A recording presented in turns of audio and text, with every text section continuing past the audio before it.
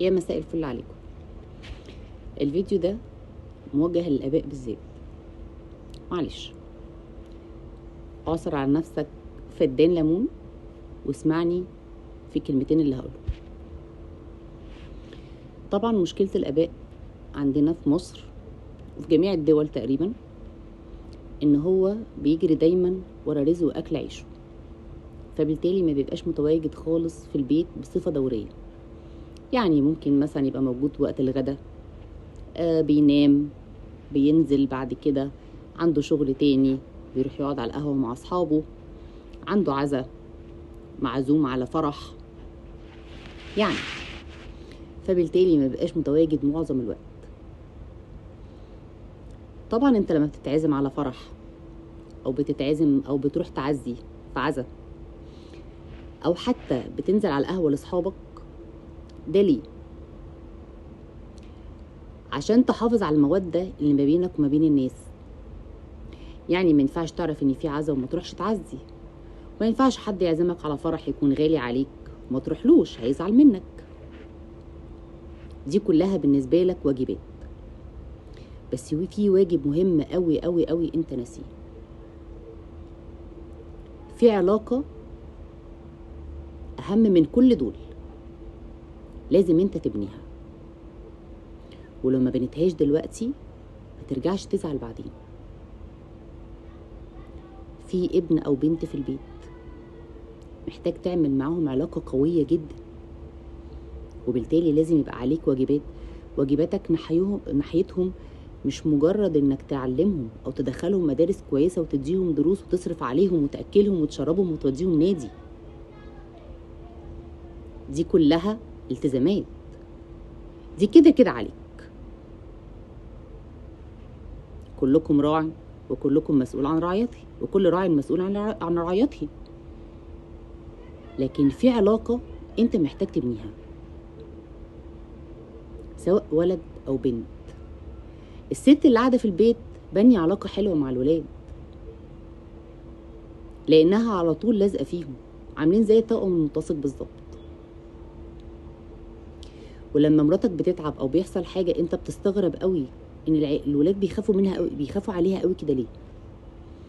حتى لما بيحصل مشكلة ما بين الزوج والزوجة، الزوج بيبقى مستغرب قوي ان الولاد واخدين صف مامتهم ليه؟ عشان هم عارفينها وهي عارفاهم، عشان في علاقة قوية ما بينهم، غير انها امهم على فكرة. انت فين؟ زي ما انت ليك وقت مع اصحابك على القهوة او في البلاي ستيشن او ايا كان، اعمل وقت لولادك، اعمل وقت محدد لولادك. زي ما انت مرتبط بتنزل كل اسبوع القهوة، خلي يوم تنزل فيه القهوة واليوم التاني او الاسبوع اللي بعده تعمل وقت لولادك. خد ولادك معاك وانزل بيهم، انزل مع ولادك، خرجهم خروجه كل اسبوع مرة، كل اسبوعين مرة.